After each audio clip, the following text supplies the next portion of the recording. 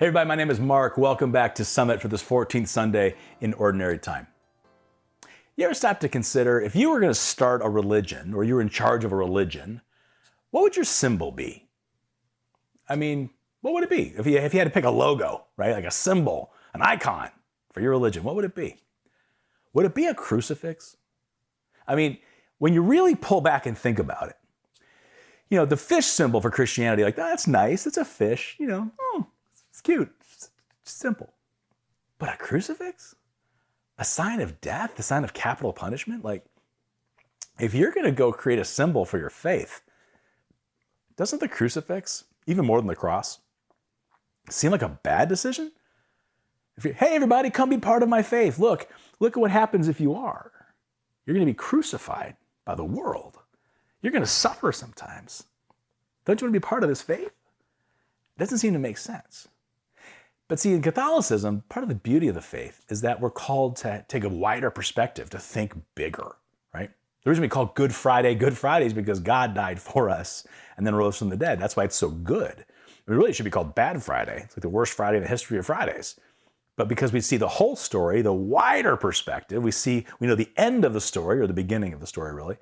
We see the big picture. We see through God's perspective, God's lens. We can say, no, that's good. It's really, really good.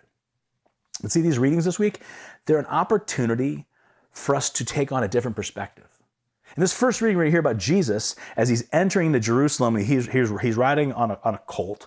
It's this he's even described as he's meek. Okay, here's our Savior, but instead of this big, powerful military warrior, he's a warrior of love. He's a warrior of peace. So meek that he's not riding some big, huge like stallion, some big steed. He's riding a colt. He's riding a donkey. And you go, wait a second.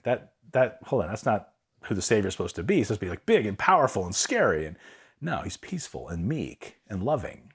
And it causes us to change perspective on not only who Jesus is, but who God is and what God's intention is, what God's desire is. That's why in the second reading, St. Paul's talking to the people in Rome.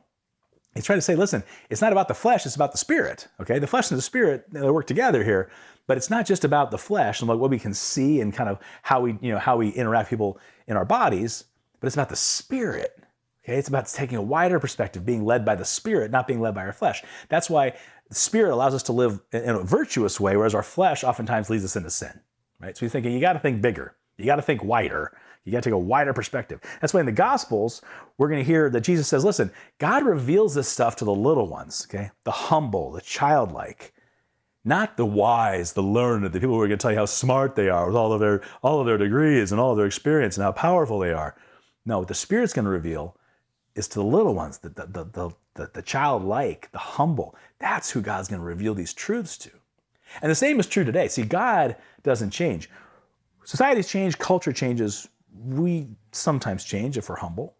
But what God's trying to say is, listen, for Christianity to make sense, for your daily walk to make sense, you're going to have to put on a new perspective.